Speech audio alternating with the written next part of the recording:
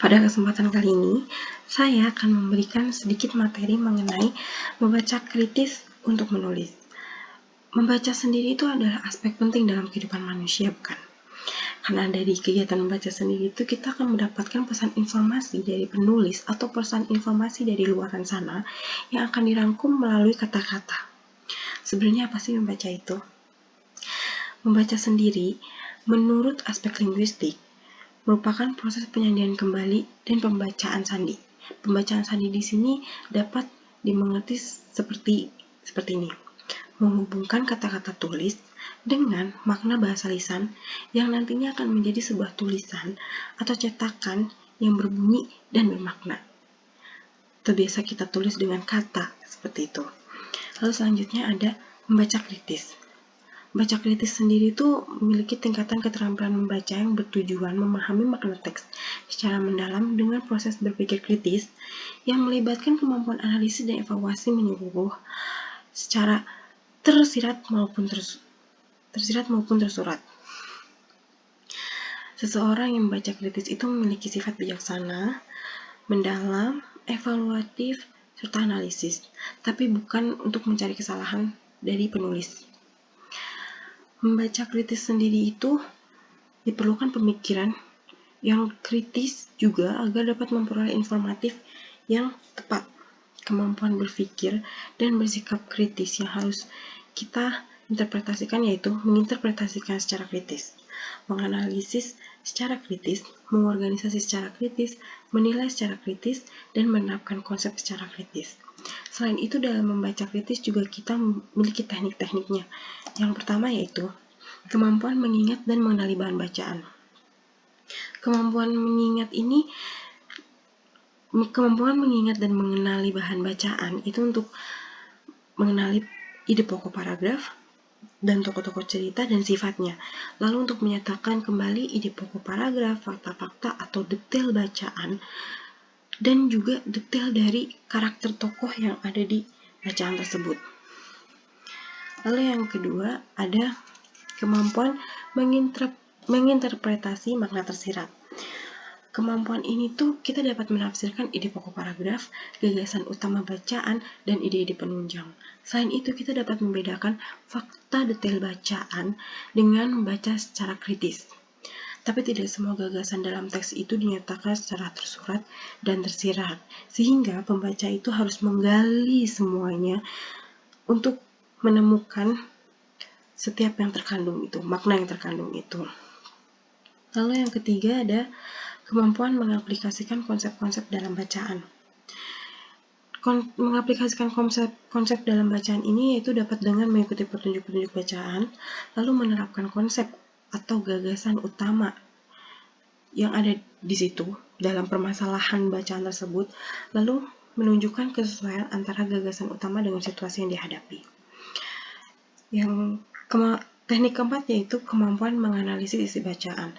Kemampuan ini tuh dapat menghasilkan atau memberikan detail fakta yang nanti akan mendukung fakta-fakta yang lainnya. Terus dapat membandingkan antar gagasan tokoh-tokoh yang ada dalam bacaan. Lalu dapat membuat simpulan bacaan, menentukan tema bacaan juga, dan yang terakhir yang terpenting adalah membuat ringkasan. Lalu ada kelima, yaitu kemampuan menilai isi bacaan.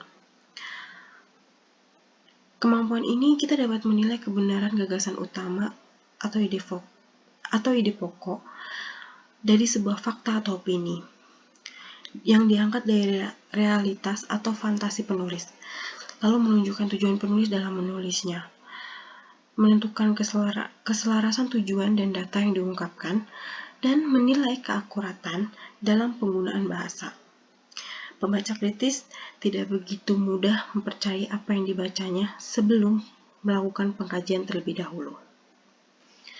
Lalu yang keenam atau yang terakhir, kita dapat meng-create bacaan atau menciptakan bacaan.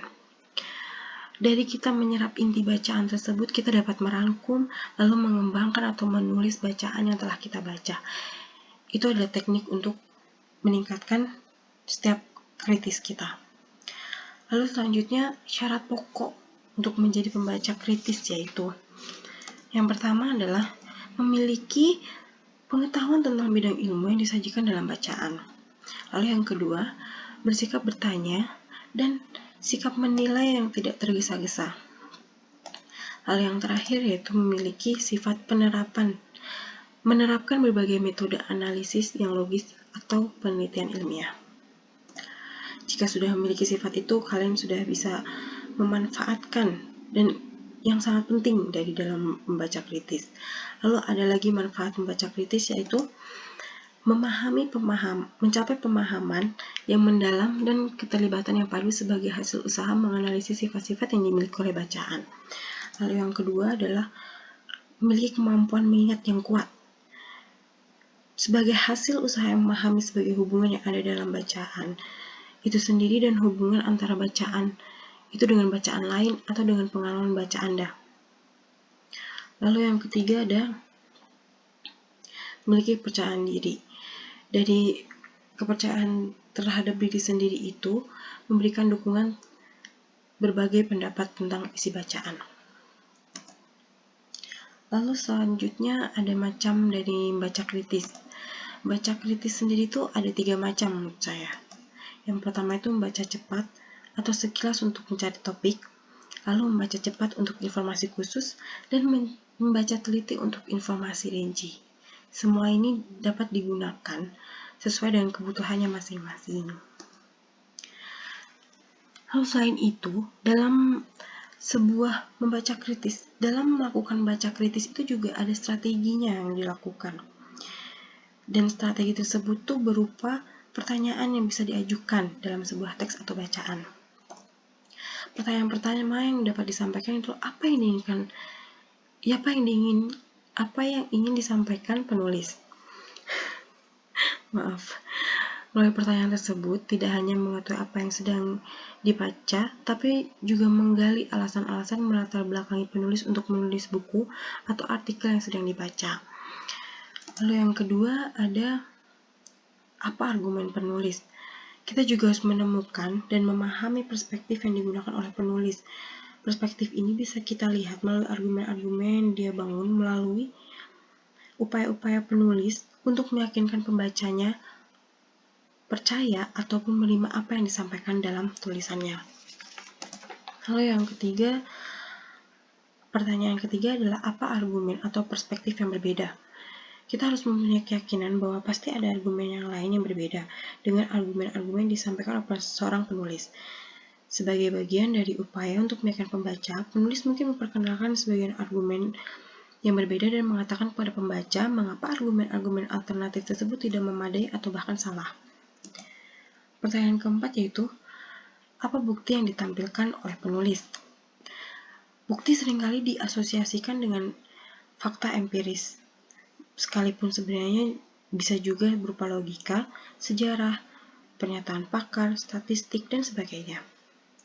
Yang terakhir yaitu ada pertanyaan, apakah bukti yang ditampilkan oleh penulis sangat mendukung? Pertanyaan seperti ini mungkin tidak bisa dijawab dengan mudah, bahkan menuntut pembaca untuk berpikir ekstra. Tetapi seorang pembaca kritis harus melakukannya. Berikut ini adalah saya cantumkan referensi dari materi-materi yang sudah saya sampaikan. Terima kasih atas perhatiannya. Semoga video ini bermanfaat untuk kalian. Maaf bila ada salah-salah kata. Dan terima kasih.